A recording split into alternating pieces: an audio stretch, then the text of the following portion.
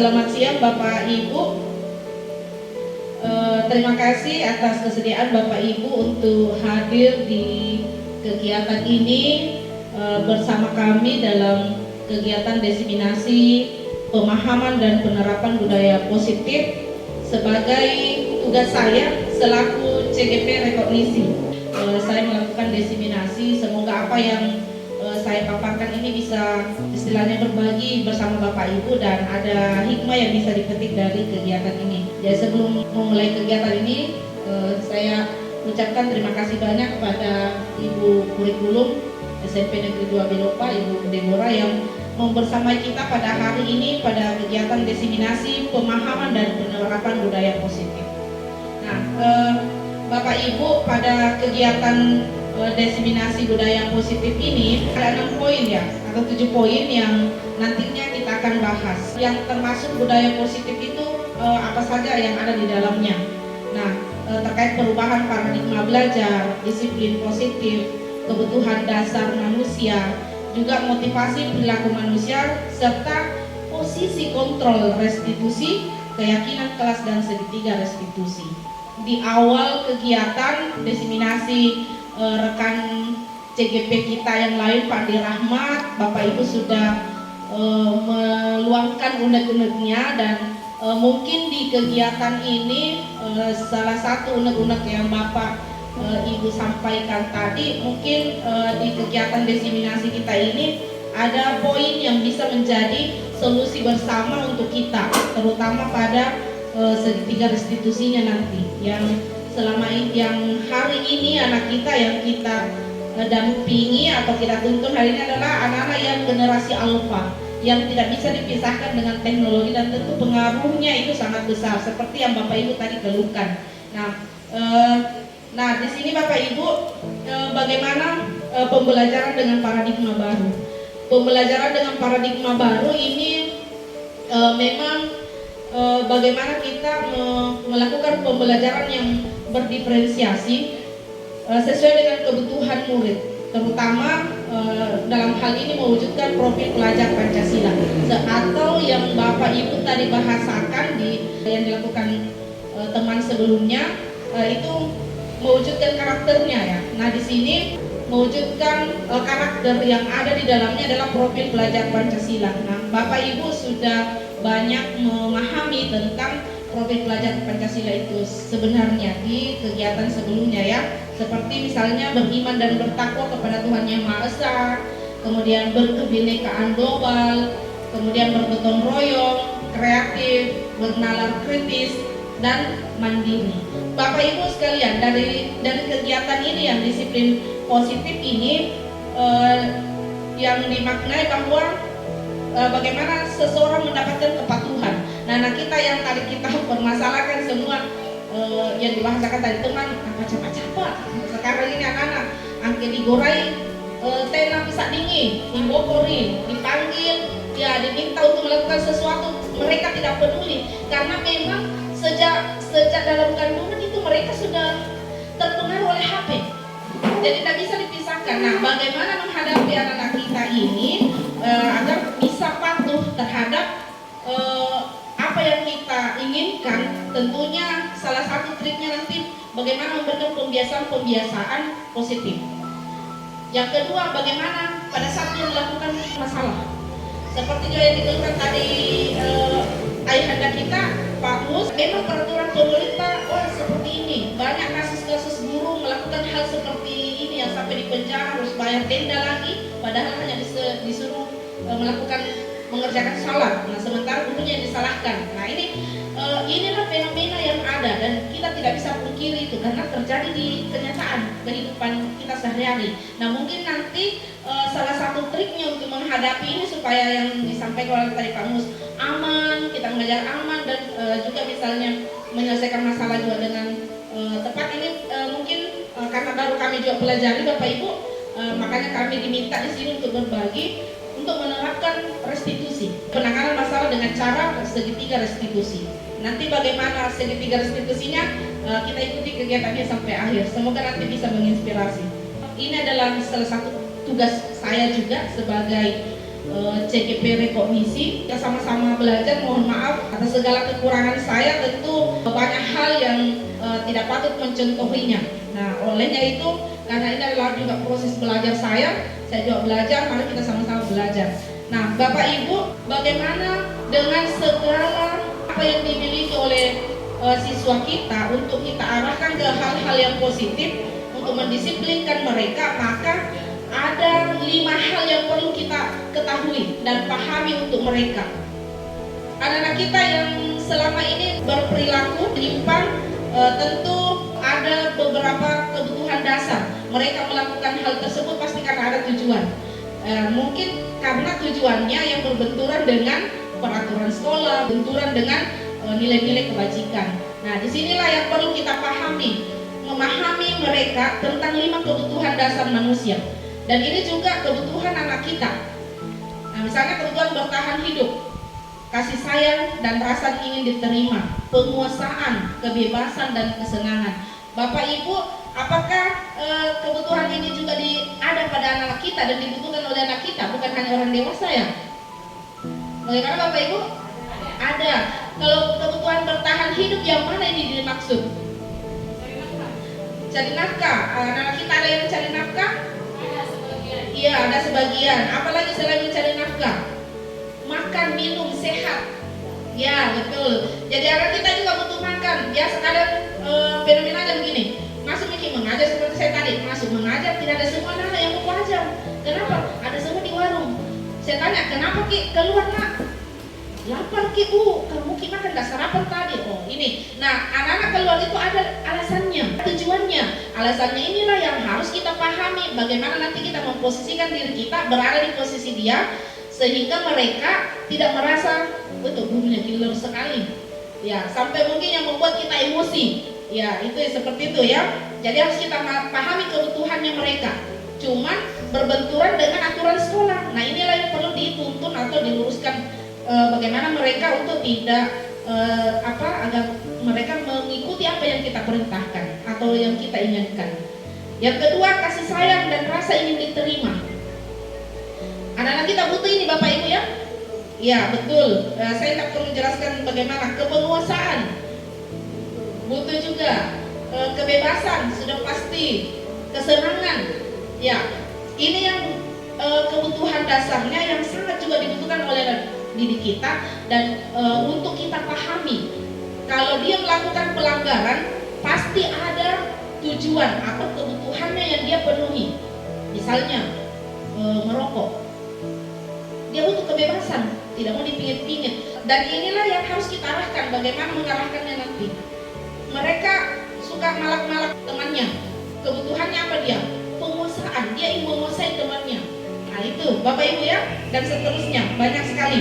Nah inilah nanti bagaimana kebutuhan dasar ini yang kita pahami, nanti kita implementasikan di segitiga restitusi. Oke Bapak Ibu, sini Ibu bagikan tentang kebutuhan dasar kalian. Nah, yang mana kebutuhan dasar kalian? Saya Ibu mau lihat kesenangan kalian sebenarnya seperti apa. Ya, di sini cobalah isi kuesioner ini berdasarkan situasi yang sesuai dengan diri Anda. Setelah itu jumlahkan hasil dari masing-masing kategori dalam tabel berikutnya. Ya, silakan dilingkari. Ya, sangat benar. Mudah bagi saya berbicara dengan siapapun. Apa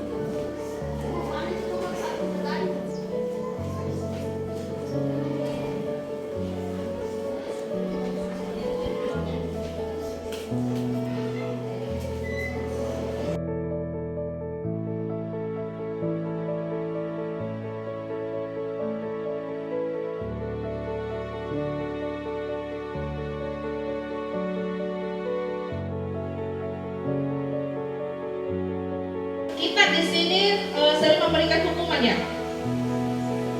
Sering, saya juga sering sekali. Ya, sering memberikan hukuman. Kemudian pada saat siswa melakukan sesuatu pasti ada motivasinya Bapak Ibu ya. Ada motivasi eksternalnya atau pengaruh-pengaruh dari luarnya. Ini tentu murid melakukan disiplin diri karena ia takut dihukum. Ini merupakan motivasi ekstrinsiknya. Ya, yang selanjutnya, pada saat siswa diberikan penghargaan, apakah penghargaan itu meningkatkan kompetensinya dia? Iya, sebagian meningkatkan kompetensinya dia. Tapi apakah tidak merusak hubungan dengan sesama temannya? Terkadang, betul sekali. Wih, itu terus ini kasih ranking 1, ada lagi warna kasih benar mana kasih nanti buku lagi itu. Ya, kadang merusak hubungan dengan temannya karena yang mendapatkan pengakuan dari guru hanya yang mendapatkan penghargaan tadi, sehingga ada timbul kecemburuan atau rasa iri terhadap rekan-rekannya. Nah, inilah terkadang penghargaan itu bisa menjadi memberikan motivasi, tapi hanya sejenak atau hanya dalam jangka pendek. Ya, memberikan dampak yang baik, tapi hanya pada jangka pendek, bukan pada jangka panjangnya. Nah, seperti itu Bapak Ibu ya. Nah, ini juga murid melakukan disiplin diri karena ia ingin mendapatkan imbalan. Misalnya, wah masuk di kelas karena mau juga dipuji sama Ibu Najma. Nah, seperti itu jadi karena mendapatkan imbalan. Berarti itu adalah sebuah motivasi intrinsik. Ada yang ingin melakukan karena memang dia sadar bahwa itu yang dia butuhkan. Dia sadar bahwa itu untuk menjaga kesehatannya. Misalnya dia pungut sampah karena memang tanpa disuruh, ada yang kita tanpa disuruh dia pungut itu sampah. Saya tanya, kenapa pungut itu sampah nak? Iya Bu, jadi sekali dilihat kalau kotor. Berarti itu motivasi intrinsik dari dalam dirinya, karena dia sadar atas kesadaran sendiri dengan nilai-nilai kebajikan yang ada. Misalnya dia menjaga kebersihan, dia senang sekali dengan situasi yang ini supaya dia sehat. Jadi ada memang motivasi perilaku manusia, ada karena ekstrinsik dan ada juga memang muncul karena faktor intrinsiknya dari dalam sendiri. Nah, inilah dari dalam ini bagaimana kita menumbuhkan yang ada pada anak kita. Bukan nanti ada pintunya cuma baru masuk di kelasnya, ada ya seperti itu ya. Bagaimana melakukan pembiasaan tentu dengan kolaborasi Bapak Ibu. Di sini Bapak Ibu konsep disiplin dengan identitas gagal. Yang mana yang dimaksud identitas gagal Bapak Ibu yang tadi dengan motivasi ekstrinsik. Oh, dia hanya karena tidak mau dihukum, hanya karena ingin mendapatkan pujian, hanya karena ingin dibilang temannya pintar gitu, seperti itu ya. Jadi, nah ini konsep disiplin dengan identitas gagal yang dimaksud, yang diberikan karena hukuman atau sebuah penghargaan. Nah ini hukuman itu menyakitkan, tidak nyaman, murid takut, murid menjadi rendah diri, bahkan bisa murid menjadi pendendam, dendam pada gurunya, seperti yang banyak terjadi di berita saat ini. Banyak yang siswa melempari gurunya itu karena dia dendam mendapatkan hukuman dari seorang guru karena tidak diperlakukan sebagaimana kebutuhannya dia. Nah, ini yang perlu kita antisipasi Bapak Ibu ya. Yang kedua, terkait dengan penghargaan. Penghargaan itu di satu sisi baik, tapi di sisi lain ternyata itu kurang efektif Bapak Ibu. Bisa merusak hubungan, bisa mematikan kreativitas, bahkan merampas hak menghargai dirinya. Kenapa merampas hak menghargai dirinya? Karena dia ingin bergerak kalau ada yang diberikan. Saya juga selalu pernah melakukan itu Bapak Ibu. Bahkan di tahun lalu di saat COVID itu saya melakukan. Saya yang bisa menjawab pertanyaan bahasa Inggris, saya kasih hadiah paket begitu ya. Ternyata itu sifatnya hanya sementara, tidak bisa menumbuhkan motivasi yang ada dari dalam. Itu kita datang itu belajar bahasa Inggris kalau ada paket lagi bagi gurunya, seperti itu Bapak Ibu ya. Nah, Bapak Ibu, kita juga tahu selama ini ada konsekuensi yang diberikan ya. Ada, kalau melanggar peraturan ada konsekuensinya. Dia harus bertanggung jawab terhadap apa yang dia langgar. terhadap apa perbuatannya. Nah, di sini Bapak Ibu, konsekuensi ini juga memberikan penguatan jangka pendek. Perlu monitoring berkelanjutan. Kemudian murid menghormati peraturan. Pada restitusi, nah ini yang dikenal dengan restitusi. Mungkin Bapak Ibu kalau restitusi barusan dengar atau sudah sering? Sudah sering. Sudah sering. Nah, kira-kira apa yang Bapak Ibu pahami tentang restitusi? Ya? Apa yang dipahami tentang restitusi? Ya, baik. Nah, lanjut. Nah, ini restitusi murid diarahkan untuk bertanggung jawab untuk perilakunya. Fokus pada pemecahan masalah yang berimbas pada jangka panjang. Kemudian murid menghormati dirinya dan orang lain. Bagaimana implementasinya nanti kita di akhir melaksanakan. Nah, di sini Bapak Ibu, restitusi. Sebenarnya restitusi ini menciptakan kondisi bagi murid untuk memperbaiki kesalahannya sehingga mereka bisa kembali pada kelompoknya dengan karakter yang lebih kuat. Jadi mereka, murid kita tidak merasa di judgment, tidak merasa dizalimi, tidak merasa dihukum atau tidak merasa dilabeli. Biasa, bahkan saya sering dilakukan Bapak Ibu ya di kelas. Sering ya, termasuk saya juga sering melakukan itu sebelum memahami tentang restitusi ini. Langsung saya melabeli, tidak tahu mentang ini bahasa Inggris ini. Sering bagaimana Bapak Ibu di matematika juga bagaimana? Sering? Oh ya, sering kita lakukan. Nah, ini ternyata memang apalagi menghadapi generasi alfa. Generasi alfa itu Bapak Ibu yang tidak bisa diam di tempatnya. Karena kenapa? Sejak dalam kandungan itu sudah familiar dengan HP. Jadi apa yang selalu diperdengarkan oleh orang tuanya di HP-nya, lewat HP-nya, itulah yang tertanam. Dan kita tidak bisa merubah itu, hanya bisa mengarahkan mereka. Nah, Bapak Ibu, ciri-ciri restitusi ini bagaimana?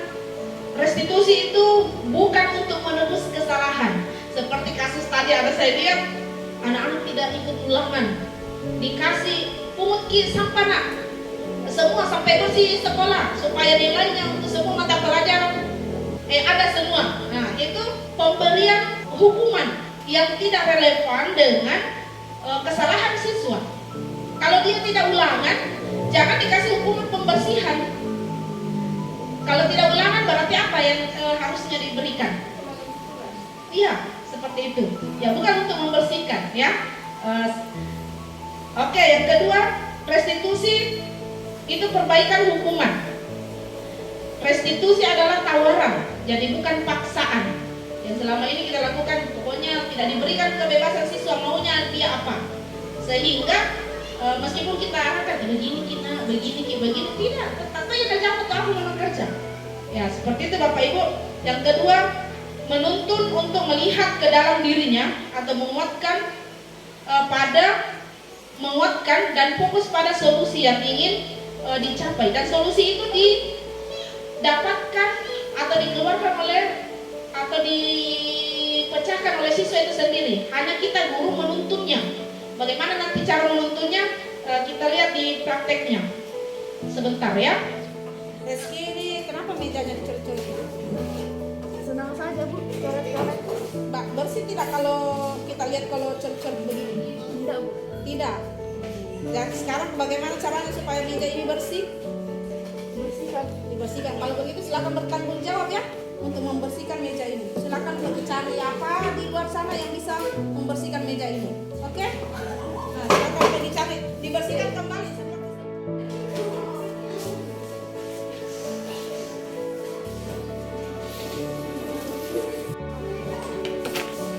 Ini mas bukan punya aku, ya terserah saya. Kenapa bisa dicoret? Terserah saya, kenapa dicoret itu kerjanya?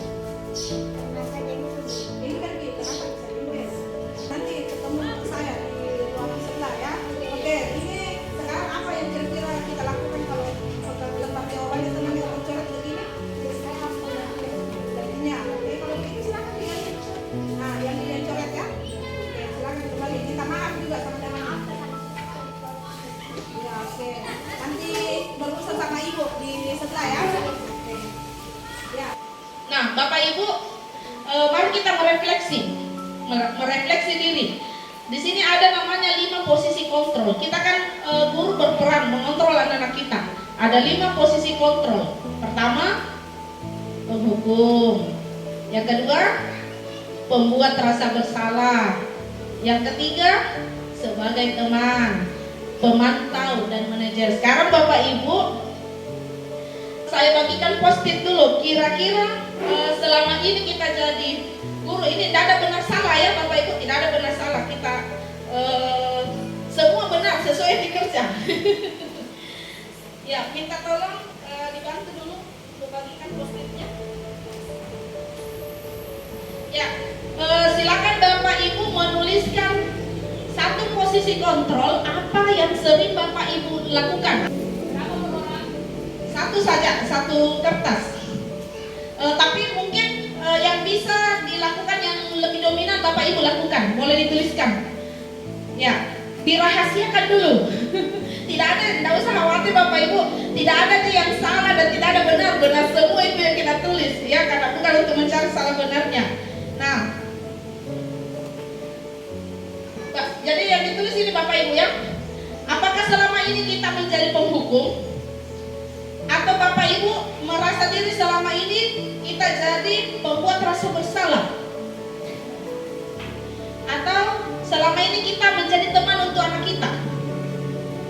Yang keempat, apakah Bapak Ibu sebagai pemantau? Atau Bapak Ibu sebagai manajer? Oke, silakan dituliskan, kemudian disimpan dulu.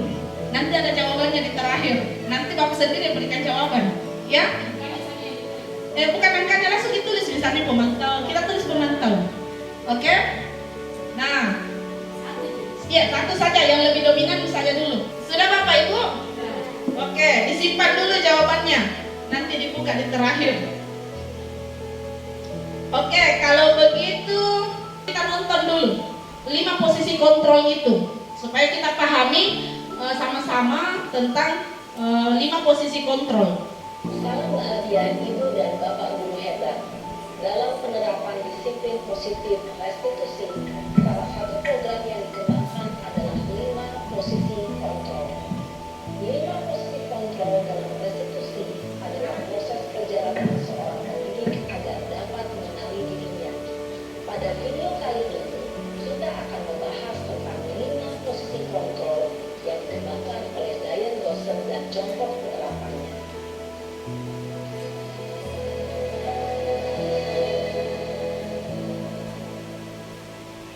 5 posisi kontrol itu adalah 1. Posisi penghukum, 2. Posisi pembuat rasa bersalah, 3. Posisi teman, 4. Posisi pemantau atau monitor, dan 5. Posisi manajer.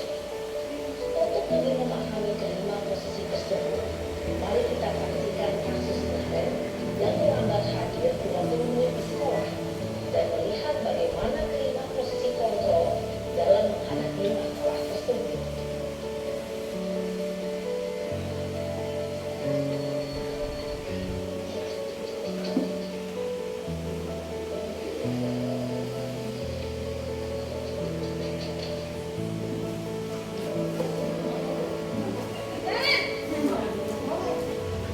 Sini kamu.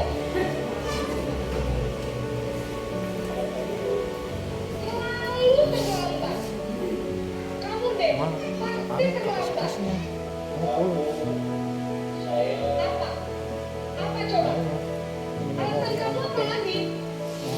Kapan sih kamu tidak terlambat? Malah sekali ya kamu jadi anak. Dasar pemalas. Gak kapok-kapok sih kamu. Sudah berapa kali dikulikan? Sana, kamu keliling lapangan basket 2 kali. Kenapa saya harus ke lapangan basket, Bu? Kenapa? Kamu melarang ibu. Berani-beraninya jawab. Sudah terlambat, masih berani jawab pula.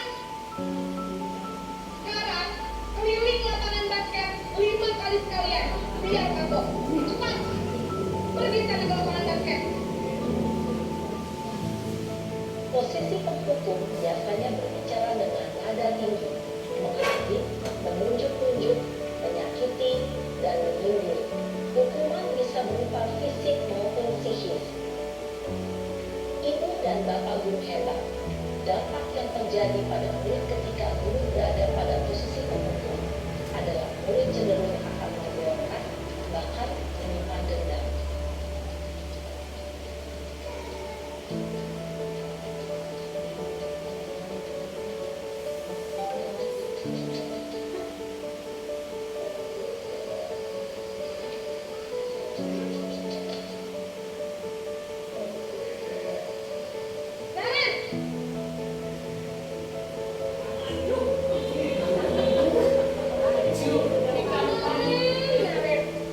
Kamu kenapa terlambat lagi, Nak?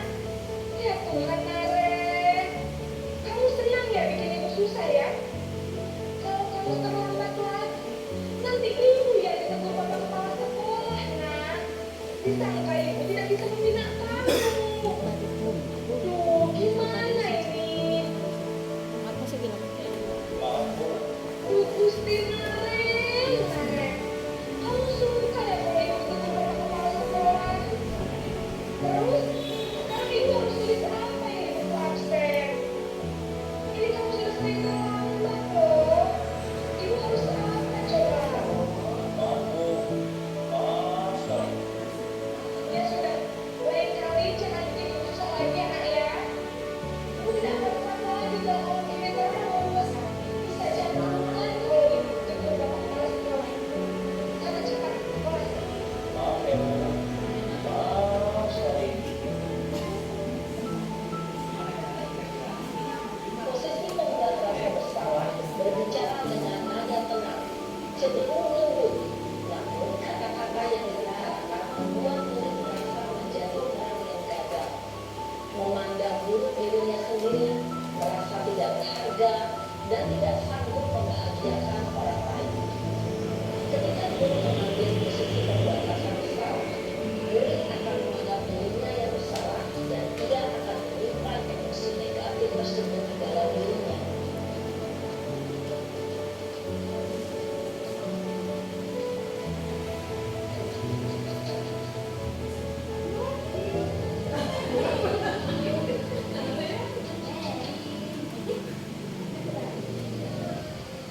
Naren! Selamat Bu. Wah, sudah jam berapa ini, Nak? Lagi ya, sayang. Iya Bu, habis ibu saya lupa bawa jas saya Bu. Kamu mau menyalahkan ibu kamu. Kamu bukannya anak yang paling kencang. Kok terlambat sih? Iya Bu, saya memang terlambat bangun tadi. Jadi biarpun saya lari kencang, tetap gak kencang Bu. Ya sudah sana. Nanti lain kali larinya lebih kencang lagi ya. Biar gak terlambat lagi. Bikin seneng ibu. Demi ibu. Bisa kan? Bisa lah Bu. Ya sudah sana semua. Ibu beresin urusan absen kamu. Kamu ini ada saja. Dalam posisi teman, guru berbicara dengan nada suara ramah, akrab, cenderung bersendal gurau untuk menjaga suasana tetap santai. Murid akan merasa senang, aman, dan akrab dengan guru. Identitas yang tercipta adalah identitas sukses atau berhasil. Namun, perlu diingat, karena ini masih dorongan eksternal, maka ada faktor ketergantungan dari murid kepada orang tertentu. Di sini, guru absennya, sehingga di lain waktu, murid bisa berperilaku baik, namun hanya kepada orang-orang tertentu saja.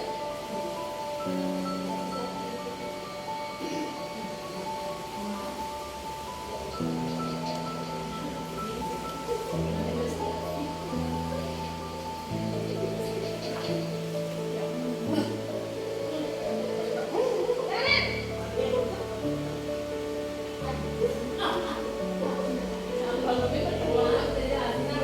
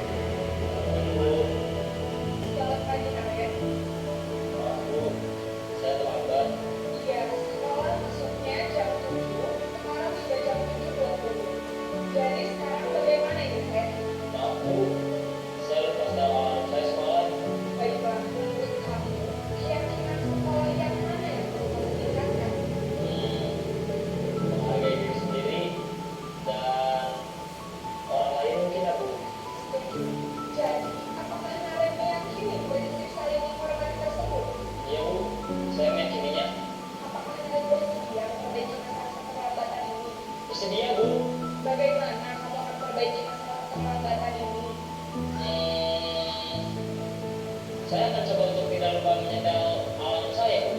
Baik, kalau dengan proses alarm di rumah, ada orang yang kira-kira bisa bantu mengingatkan tidak? Ada Bu, kakak saya, Kak Emma. Ada lagi selain KM?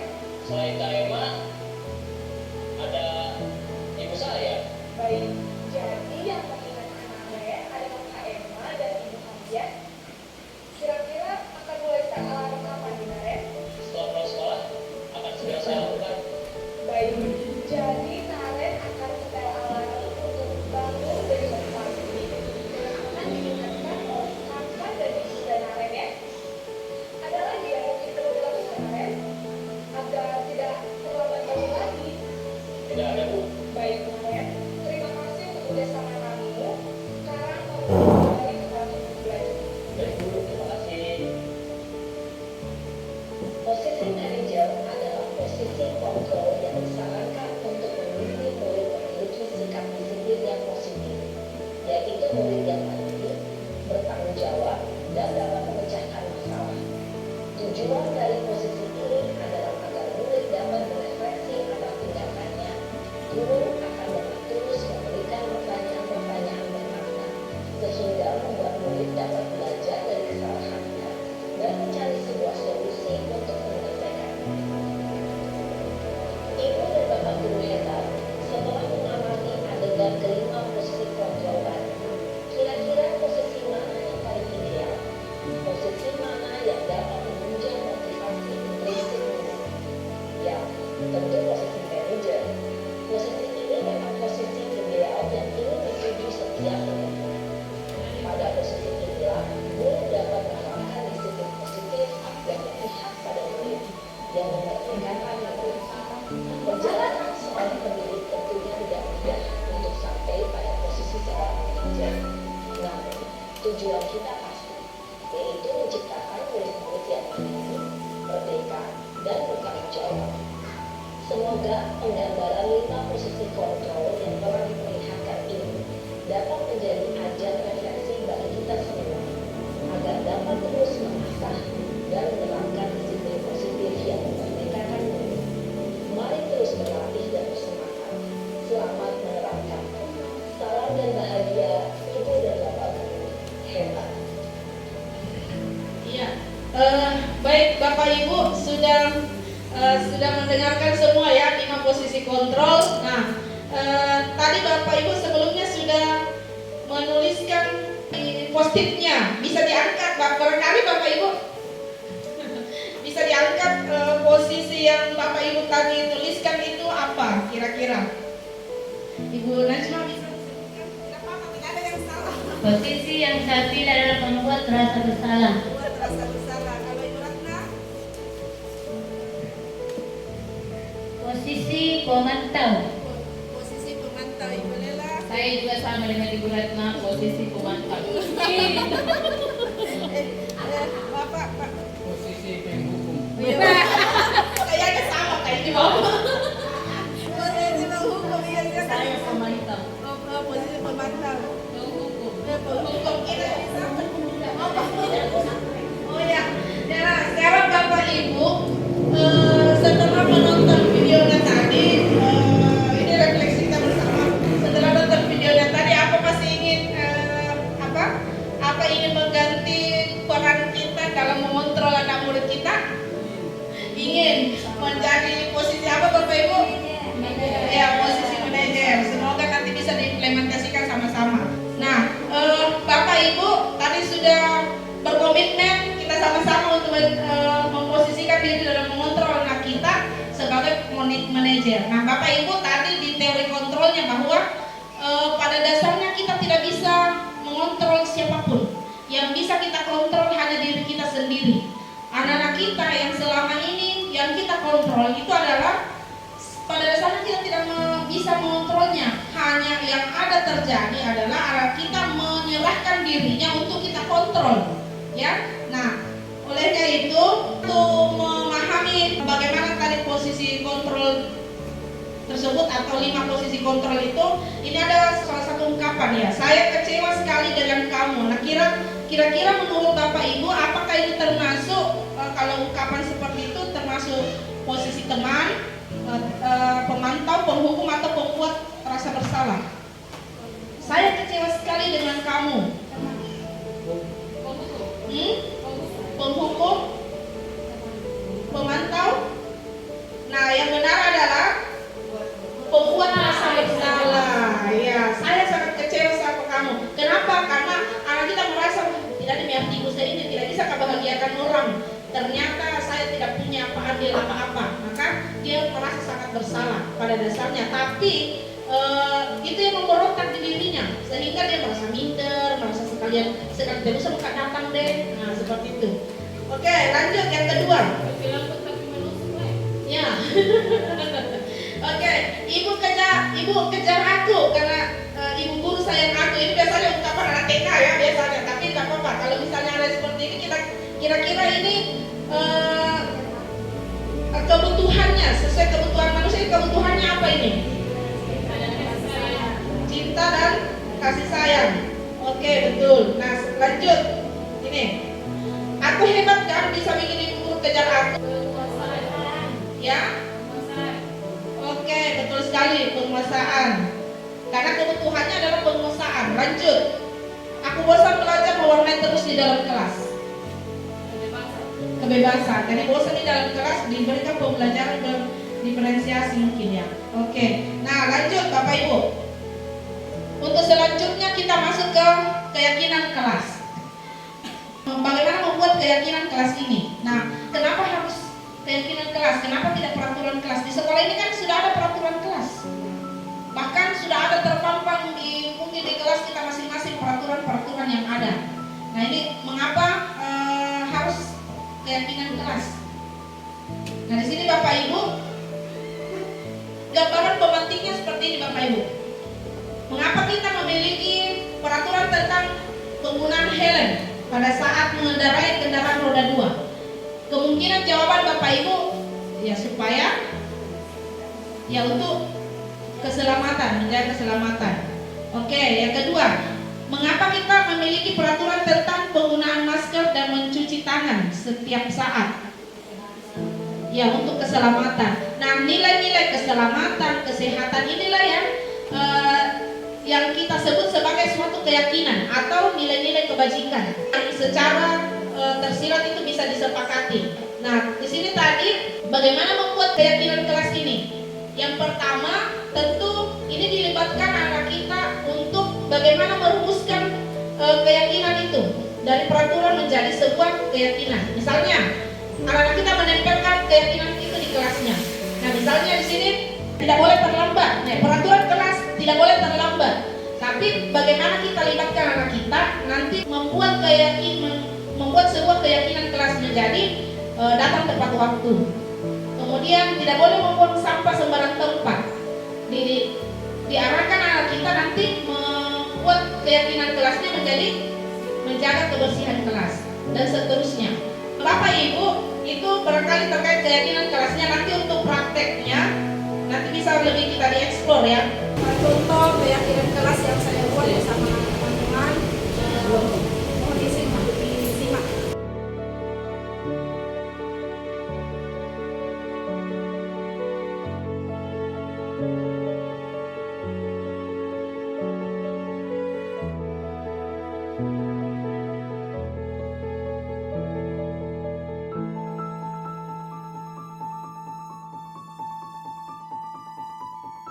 Ya, jadi di sini siswa membuat keyakinan kelas berasal dari peraturan-peraturan yang ada, kemudian merumuskan jawaban-jawaban yang ada di post ini dirumuskan menjadi sebuah rumusan keyakinan kelas. Nah, setelah itu anak-anak kita diminta untuk menuliskan keyakinan kelas yang telah dibuat di kertas menilai ya. Kemudian mereka pejabat kelasnya mereka bertanda tangan di situ, kemudian melibatkan wali kelasnya dan termasuk guru mata pelajaran. Jika keyakinannya ini sudah disepakati secara bersama. Nah, dan ini mungkin bisa nanti ditempatkan di kelas, tempelkan di kelas untuk mengingatkan mereka terkait dengan keyakinan yang sudah dibuat. Kira seperti itu Bapak Ibu ya. Ya, peraturan di sekolah atau peraturan di kelas. Oke, silakan. Sudah ditempelkan.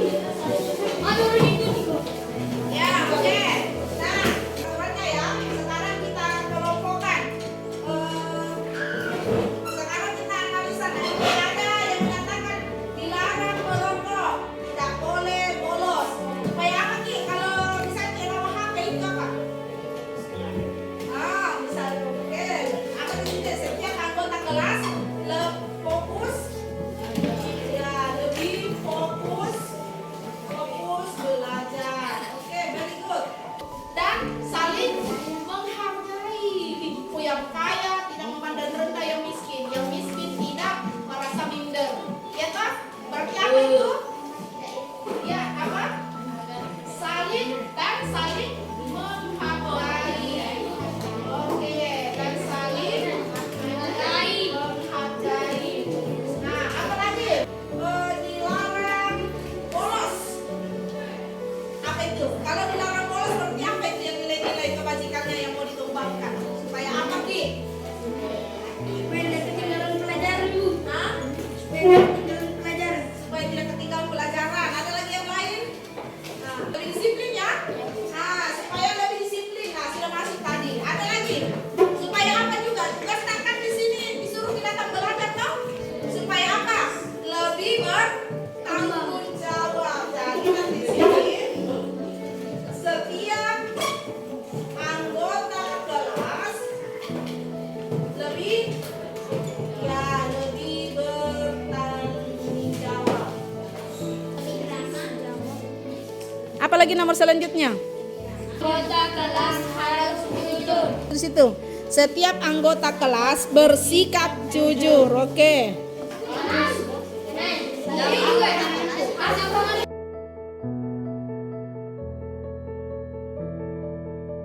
Nah, lanjut Bapak Ibu di segitiga restitusi ini barangkali tadi yang ada di posisi posisi kontrol murid sebagai manajer atau sebagai pemantau misalnya. Nah, bagaimana di sini kita menerapkan segitiga restitusi. Nah, tadi yang dijelaskan Bapak Ibu bagaimana apa sebenarnya segitiga restitusi itu. Ya, bagaimana kita mengarahkan atau menuntun murid untuk menuntun mereka memecahkan sendiri masalahnya. Jadi yang langkah pertama yang dilakukan adalah menstabilkan identitas. Kemudian lanjut ke validasi tindakan.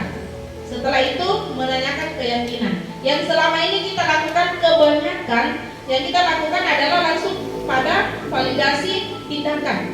Langsung ya tindakannya begini. Itu yang biasanya sering kita lakukan. Atau bahkan langsung kita menjudge. Seperti itu Bapak Ibu ya. Nah, ini mungkin untuk lebih memahami bagaimana segitiga restitusi itu, kita nonton dulu video berikut ini. Salam berbahagia, Ibu dan Bapak guru hebat. Pada video kali ini kita akan membahas tentang salah satu program disiplin positif yang diterapkan di manajemen sekolah yang dikenal dengan nama restitusi.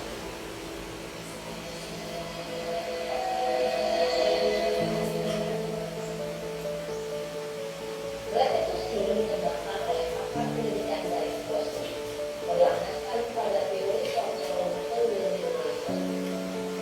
Segitiga restitusi adalah satu konsep dialog yang dijalankan oleh guru atau orang tua agar dapat menghasilkan murid yang memiliki dan bertanggung jawab. Pada saat murid posisi manajer, aspek yang ditekankan pada murid adalah aplikasi murid, sehingga penanaman nilai-nilai kebajikan dapat sulit dan berkembang menjadi solusi yang sangat positif yang akhirnya membentuk karakter. Proses dialog ini terdiri dari 3 langkah yang digambarkan oleh 3 titik pada ketiga restitusi. Titik pertama adalah menstabilkan identitas. Titik yang kedua adalah validasi tindakan. Dan titik yang ketiga adalah menanyakan keyakinan. Ibu dan Bapak guru, berikut ini akan ditunjukkan bagaimana seorang guru belajar dalam posisi manajer menggunakan penerapan segitiga restitusi.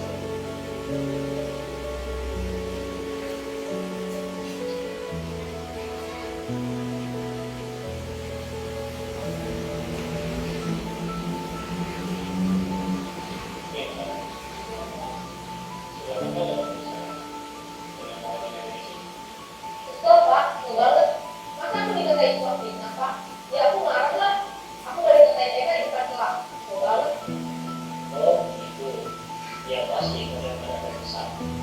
Maka juga anak apabila ada yang berubah seperti itu. Kemudian pada saat itu kamu mau melakukan apa? Ya saya memakai nekel, Pak. Mau balik, saya bertanggung dia di teman lain. Oh begitu. Pasti kamu melakukan begitu karena satu alasan tertentu. Iya Pak, saya diam saja Pak. Ya saya bela diri lah. Kalau saya dituduh Pak fitnah, Ya wajar mempertahankan harga diri itu sesuatu yang penting. Untuk kamu tidak berpikir kabar, ini iya Pak. Itu saya masih bersabar. Saya hanya bersabar saja. Lebih kepada Pak, saya pasti bela diri lah. ya pasti ya. Tapi kamu memilih untuk mempertahankan yang sama. Kamu memilih untuk tidak berbuat lebih parah lagi. Nah, sekarang coba pertanyakan. Tindakan kamu yang mempertahankan kelas. Tindakan kamu itu tidak sesuai dengan keyakinan kelas atau prinsip kamu tidak. Enggak Pak. Sampai Pak di rumah. Jadi keyakinan atau prinsip mana yang belum sesuai dengan keinginan kamu. Ya, saya bukan yang masuk di orang lain. Jadi, Pak, saya jadi berarti. Jadi, tidak bisa itu. Kamu meyakini ini. Artinya orang itu tidak. Ya, bilang Pak. Iya, setuju. Bicara sekali. Namun, ada juga keyakinan yang seperti yang benar-benar kemudian kita sekarang. Ya, saya selalu praktis. Saya sendiri. Saya sendiri pada Kira-kira kamu bersedia memperbaiki masalah ini tidak? iya Pak. Ada yang mau memperbaiki masalah ini? Kamu akan tidak bersedia. Saya menjadi orang yang bertanggung jawab kali ya Pak. Ya, menjadi satu arti. Iya, menurut kamu bagaimana rasanya menjadi orang seperti itu? Jadi mana Pak? Bangga sebenarnya. Baiklah kalau begitu. Yuk kita pikirkan bagaimana memperbaiki masalah ini.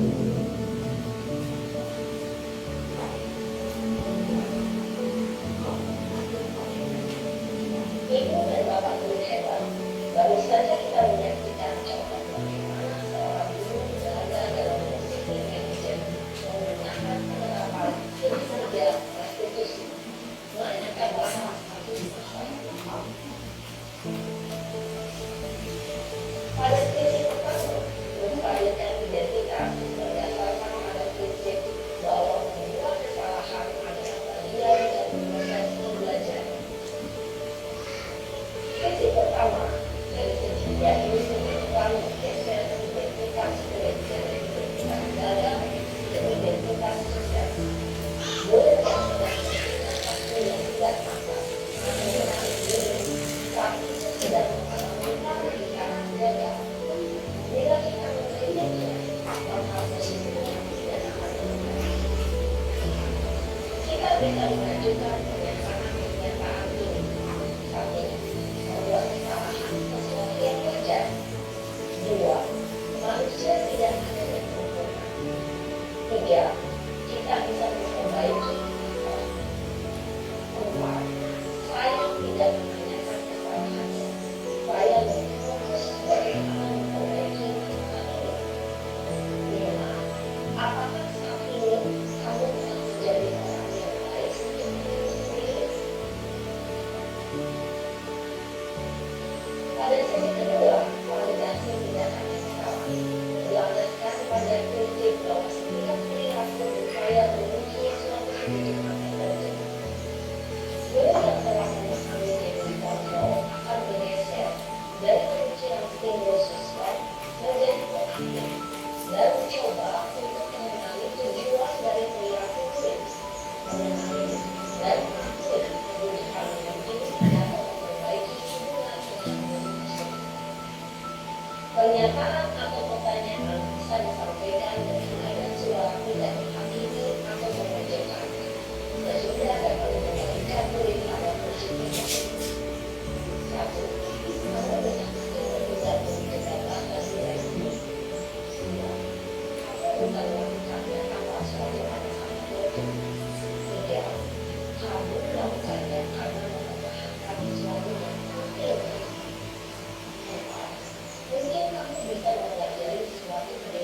yang efektif. Bersediakah kamu mempelajarinya?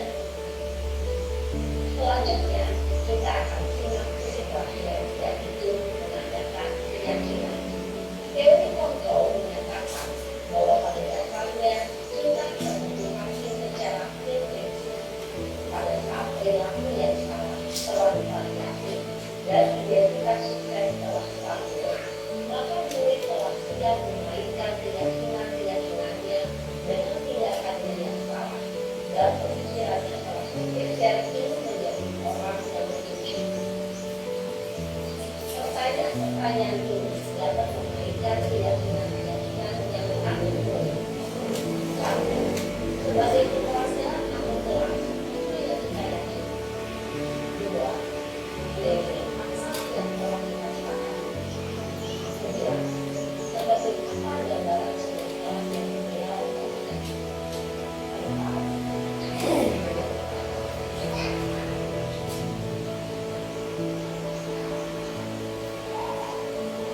Dalam menerapkan diri dan institusi, perlu diperhatikan beberapa hal.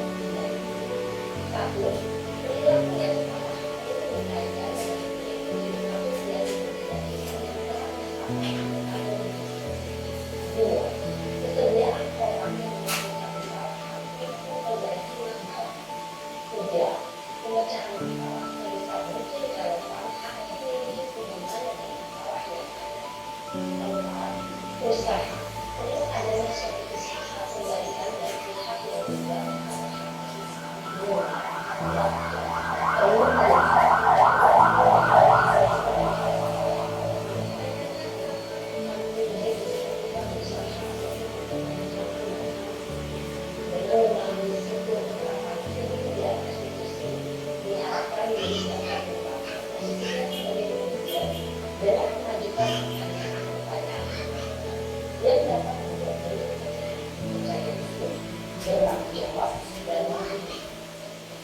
Nah, ibu bapak guru perlu tidak mengikuti ketiga tahapan dalam segitiga eksekusi, bergantung pada nilai-nilainya suatu permasalahan.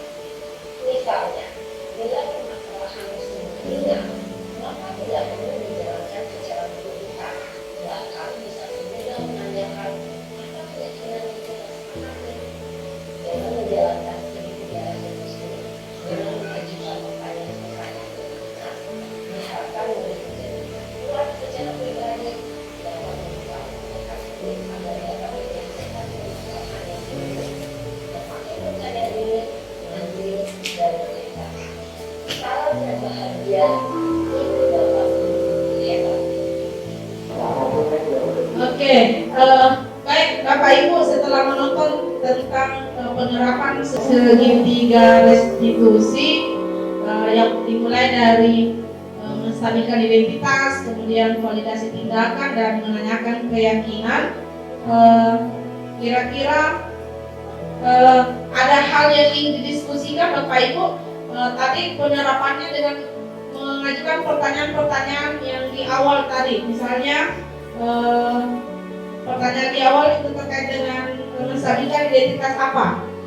Pertanyaan-pertanyaan bermakna seperti tadi, oh iya kamu wajar melakukan hal seperti itu. Jadi di menstabilkan identitas kita memposisikan diri kita memahami anak itu. Jadi kalau bahasanya kita di sini dianggap uluna atau gitu ya kan mungkin ya seperti itu. Atau kita pahami atau kita mendukung dulu tindakannya untuk sementara, karena itu maksud dia itu supaya dia merasa bahwa pahami jika ibu guru maklumi tindakanku, tapi tindakannya itu ada benturan. Nah di benturan itulah yang nanti kita bagaimana mengupayakan dia untuk memvalidasi tindakannya, mengarahkan tindakannya itu ke arah yang sebenarnya, yang ke arah yang benar atau sesuai dengan keyakinan atau nilai-nilai kebajikan. Seperti itu Bapak Ibu. Kemudian baru kita menanyakan keyakinan. Kira-kira Bapak Ibu ada yang ingin didiskusikan terkait materi ini atau kira-kira seperti apa? Ada yang ingin didiskusikan Bapak Ibu tentang penerapan segitiga restitusi. Nah untuk penyelesaian penerapan segitiga restitusi dengan pertanyaan-pertanyaan bermakna. Ini tentu bukan hanya dilakukan oleh guru BK saja, tetapi bisa dilakukan oleh semua PTK, pendidik dan tenaga kependidikan. Bagaimana menstabilkan identitas, melakukan validasi tindakan dan menanyakan keyakinan seperti itu. Silakan Bapak Ibu, ada yang ingin didiskusikan terkait hal ini? Ya, jadi menarik ya kalau kita seorang guru dalam penyelesaian sebuah kasus, ternyata ada yang dinamakan dengan restitusi. Dan saya rasa untuk penyelesaian kasus yang berat memang seharusnya kita menggunakan restitusi ini, karena saya kira dia sudah pakai komplit. Yang pertama kan menstabilkan. Jadi di sini tidak langsung kita menjudge ini si anak ya, kita menempatkan posisi kita sebagai posisi kontrol hukum. Kemudian ada validasi.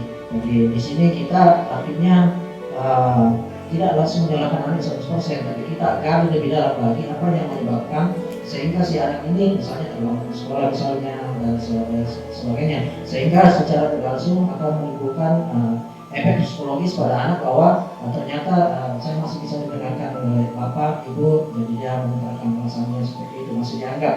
Nah, ibaratnya kalau tidak sama sekali seperti yang ibu katakan tadi, bahwa apalah artinya saya kalau begini, jadi menimbulkan efek dendam yang lebih parahnya biasa merusak motor akal itu kan ada yang terjadi. Kemudian yang ketiga meyakinkan bahwa ini di keyakinan kelas misalnya kita sudah ada aturan-aturan tertentu yang kita sepakati sebagai sebuah keyakinan kelas, dan kita tekankan sampai anak bahwa ini adalah sebuah keyakinan yang betul-betul merupakan sebenarnya prinsip basic dasar kita, cuma ada persoalan eksternal yang tiba-tiba kita berbuat seperti itu. Jadi saya kira ini pakai komplit bisa kita realisasikan di sekolah kita untuk pelanggaran yang berat-berat ya. Jadi anak ini kayak ada juga rasa dihargainya ya, meskipun dia statusnya sebagai subjek, sebagai siswa. Jadi menghilangkan paradigma bahwa guru selalu benar, guru posisinya menghukum ya. Mungkin seperti itu dari saya. Terima kasih. Ya, luar biasa sekali pemahamannya Pak Adi Rahmat ya terkait dengan penerapan segitiga restitusi ini. Betul sekali Pak bahwa di sini kita berupaya untuk memposisikan diri kita, memahami dan membuat anak itu merasa diterima di awal. Jadi kita tidak langsung melabel, menjudge dan sebagainya. Nah, ini yang mungkin karena juga saya baru mendapatkan ilmu ini sehingga bagaimana Bapak Ibu bisa diterapkan. Jadi salah lebih saya, jadi bukan hanya guru BK, kalau kasus ringan-ringan saja ya seperti tadi dipaparkan bahwa bisa langsung penyelesaiannya ringan-ringan juga seperti itu. Tidak mesti harus berurutan restitusinya, tapi kalau dia kasusnya yang cukup berat, ini langsung secara berurutan dulu. Biar tidak mesti harus lewat BK, karena kita semua guru adalah guru BK. Ya seperti itu mungkin Bapak Ibu ya. Dari saya cukup sekian, atau masih ada lagi Bapak Ibu? Tidak ada lagi yang ingin didiskusikan. Ya baik, terima kasih, cukup sekian dari saya dan terima kasih banyak atas partisipasi kita untuk bersedia meluangkan waktu di kegiatan diseminasi budaya positif sebagai penugasan saya sebagai calon guru penggerak rekognisi. Ya, sekian dari saya. Assalamualaikum warahmatullahi wabarakatuh. Dengan mengikuti diseminasi, saya merasakan banyak manfaat yang dapat diperoleh, terutama mengetahui bahwa terdapat 5 posisi kontrol yang dapat digunakan oleh tenaga pendidik dalam menghadapi berbagai kasus terhadap peserta didik. Dengan mengetahui posisi kita sebagai tenaga pendidik, kita bisa menggunakan posisi kontrol yang tepat. Misalnya, sebagai seorang manajer dengan menggunakan segitiga restitusi. Dengan menggunakan segitiga restitusi, diharapkan penanganan kasus-kasus yang terjadi di sekolah dapat ditangani dengan baik. Saya mendapatkan banyak pengetahuan baru di diseminasi ini. Dan yang paling menarik dan membuat penasaran untuk saya implementasikan adalah materi restitusi, yaitu bagaimana menangani permasalahan siswa dengan tepat tanpa harus membuat siswa itu merasa dihukum atau merasa bersalah, dengan menuntun mereka menemukan solusi atas permasalahan yang dialaminya.